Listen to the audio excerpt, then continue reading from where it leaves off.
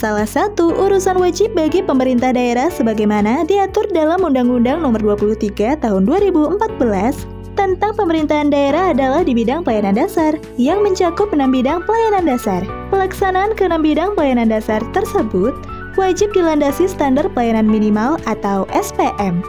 Peraturan Menteri Dalam Negeri Nomor 59 Tahun 2021 tentang penerapan SPM merupakan pedoman operasional penerapan SPM pada ke-6 bidang pelayanan dasar tersebut sebagai pengganti dari Permendagri Nomor 100 Tahun 2018. Permendagri Nomor 59 Tahun 2021 mengatur ketentuan penerapan SPM dalam pelayanan dasar yang terbagi dalam 7 bab, 31 pasal, dan dilengkapi 4 lampiran sebagai pedoman pelaksanaan 4 tahapan penerapan SPM oleh pemerintah daerah. Pada lampiran B, Permendagri Nomor 59 Tahun 2021 disajikan format tahapan penerapan SPM untuk ke-6 bidang pelayanan dasar. Format tahapan penerapan SPM setiap bidang mencakup 5 kelompok form, yaitu Form A, pengumpulan data, Form B, penghitungan kebutuhan pemenuhan pelayanan dasar, Form C, penyusunan rencana pemenuhan pelayanan dasar, Form D, pelaksanaan pemenuhan pelayanan dasar, Form E, capaian target SPM. Distribusi form penerapan SPM bidang pendidikan. 22 form tahapan penerapan SPM bidang pendidikan terbagi menjadi 10 form untuk pemerintah provinsi, 13 form untuk pemerintah kabupaten atau kota,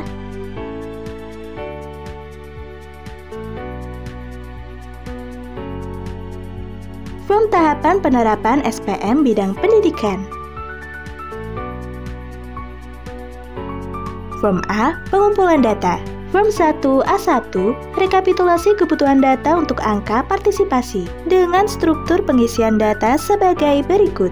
Kolom 1 diisi nomor urut, kolom 2 diisi jenis pelayanan dasar bidang pendidikan sesuai dengan PP 2 tahun 2018, kolom 3 diisi jumlah anak yang bersekolah di jenjang menengah di provinsi yang bersangkutan, kolom 4 diisi jumlah anak usia 16 sampai dengan 18 tahun di provinsi yang bersangkutan, kolom 5 diisi jumlah anak usia 16 sampai dengan 18 tahun yang sedang belajar di satuan pendidikan jenjang menengah di provinsi yang bersangkutan, kolom 6 diisi jumlah anak usia 16 sampai dengan 18 tahun di provinsi yang bersangkutan, kolom 7 diisi jumlah anak usia 4 sampai dengan 18 tahun yang merupakan penyandang disabilitas yang bersekolah di provinsi yang bersangkutan, kolom 8 diisi jumlah anak usia 4 sampai dengan 18 tahun yang merupakan penyandang disabilitas di provinsi yang bersangkutan.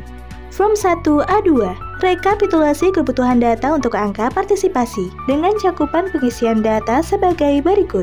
Kolom 1 diisi nomor urut, kolom 2 diisi jenis pelayanan dasar bidang pendidikan sesuai dengan PP 2 tahun 2018, kolom 3 diisi jumlah peserta didik usia 5-6 tahun yang mengikuti PAUD formal dan non-formal di kabupaten atau kota yang bersangkutan. Kolom 4 diisi jumlah populasi anak usia 5-6 tahun di kabupaten atau kota yang bersangkutan. Kolom 5 diisi jumlah anak yang bersekolah di jenjang SD atau MI atau paket A di kabupaten atau kota yang bersangkutan. Kolom 6 diisi jumlah anak usia 7-12 tahun di kabupaten atau kota yang bersangkutan. Kolom 7 diisi jumlah anak yang bersekolah di jenjang SMP atau MTS atau paket B di kabupaten atau kota yang bersangkutan. Kolom 8 diisi jumlah anak usia 13-15 tahun di kabupaten atau kota yang bersangkutan.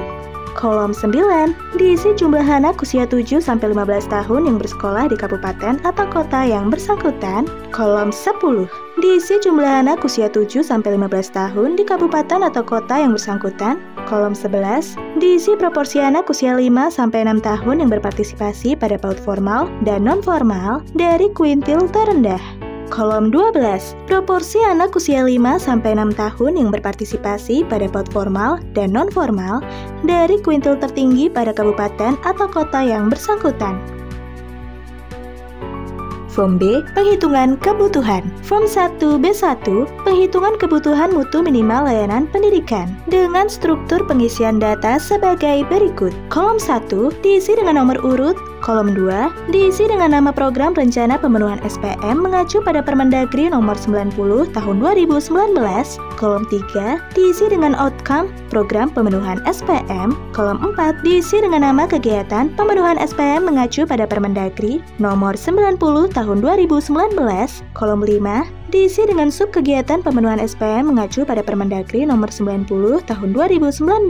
Kolom 6 diisi dengan keluaran atau output dari kegiatan pemenuhan. Kolom 7 diisi dengan jenis satuan per masing-masing keluaran. Kolom 8 diisi dengan jumlah kebutuhan per masing-masing bentuk pemenuhan SPM. Kolom 9 diisi dengan jumlah ketersediaan per masing-masing untuk pemenuhan SPM. Kolom 10 diisi dengan selisih antara kebutuhan dan ketersediaan, yaitu nilai kolom 8 dikurangi dengan kolom 9.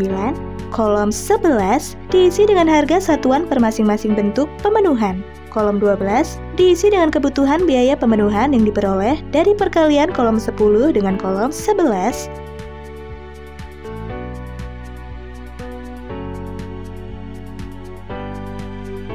Form C, penyusunan rencana.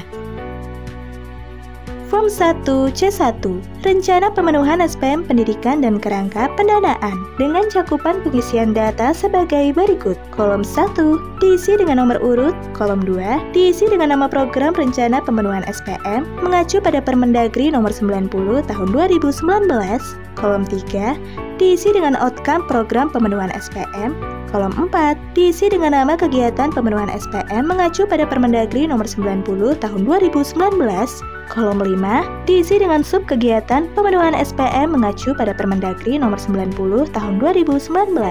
Kolom 6 diisi dengan keluaran atau output dari kegiatan pemenuhan. Kolom 7 diisi dengan jenis satuan per masing-masing keluaran. Kolom 8 diisi dengan jumlah sasaran pemenuhan tahun N. Kolom 9 diisi dengan alokasi anggaran tahun N per jenis keluaran. Kolom 10 diisi dengan sumber dana. Kolom 11, 14, 17, 20, dan 23 diisi target kinerja pemenuhan pelayanan dasar untuk masing-masing tahun anggaran. Kolom 12, 15, 18, 21, dan 24 diisi harga satuan pemenuhan pelayanan dasar untuk masing-masing tahun anggaran dalam jutaan rupiah. Kolom 13, 16, 19, 22, dan 25 diisi target biaya pemenuhan pelayanan dasar untuk masing-masing tahun anggaran dalam jutaan rupiah yang merupakan perkalian jumlah target dengan biaya satuannya. Sebagai contoh, kolom 22 sebagai hasil perkalian dari kolom 20 dengan kolom 21. Kolom 26 diisi dengan kondisi akhir tahun N plus 5.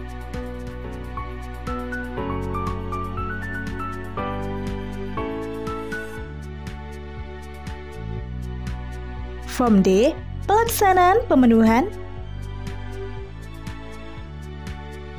Form 1 D1, realisasi pencapaian pemenuhan SPM pendidikan dengan struktur pengisian data sebagai berikut. Kolom 1 diisi nomor urut, kolom 2 diisi keluaran atau output, kolom 3 diisi satuan per jenis keluaran atau output, kolom 4 diisi dengan jumlah target per jenis output, kolom 5 diisi dengan jumlah target anggaran per jenis output, kolom 6 diisi dengan jumlah realisasi per jenis output, kolom 7 diisi dengan jumlah realisasi anggaran per jenis output, kolom 8 diisi dengan persentase capaian fisik per jenis output, yaitu nilai kolom 6 dibagi nilai kolom 4, kemudian hasilnya dikalikan 100%.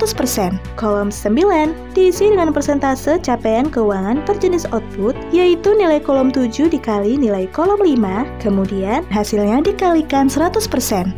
Kolom 10 diisi dengan sumber dana, kolom 11 diisi dengan permasalahan yang dihadapi dalam proses pemenuhan, kolom 12 diisi dengan solusi yang bisa dilakukan.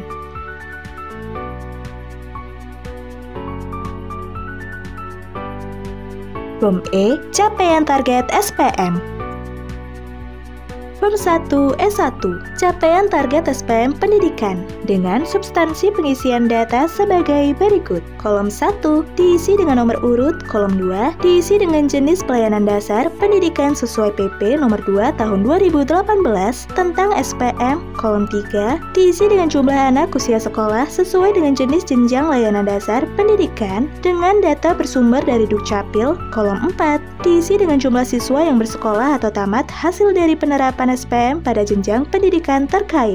Kolom 5 diisi persentase capaian penerima layanan dasar, yaitu nilai kolom 4 dibagi nilai kolom 3, kemudian hasilnya dikalikan 100%. Kolom 6 diisi dengan hasil perhitungan kebutuhan minimal pendidikan atau satuan pendidikan, PTK, dan biaya personil peserta didik yang berbasis penerima dan standar teknis. Kolom 7 diisi dengan hasil pemenuhan kebutuhan. Kolom 8 diisi persentase capaian penyediaan layanan dasar, yaitu nilai kolom 7 dibagi nilai kolom 6 dan hasilnya dikalikan 100%.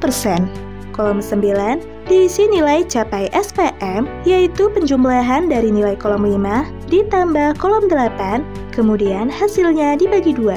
Kolom 10 diisi kategori capaian SPM sesuai nilai pada kolom 9 dengan kriteria sangat tinggi untuk capaian SPM 85 hingga 100, tinggi untuk nilai 75 hingga 84, sedang untuk nilai 60 hingga 74, dan rendah untuk nilai 0 hingga 59.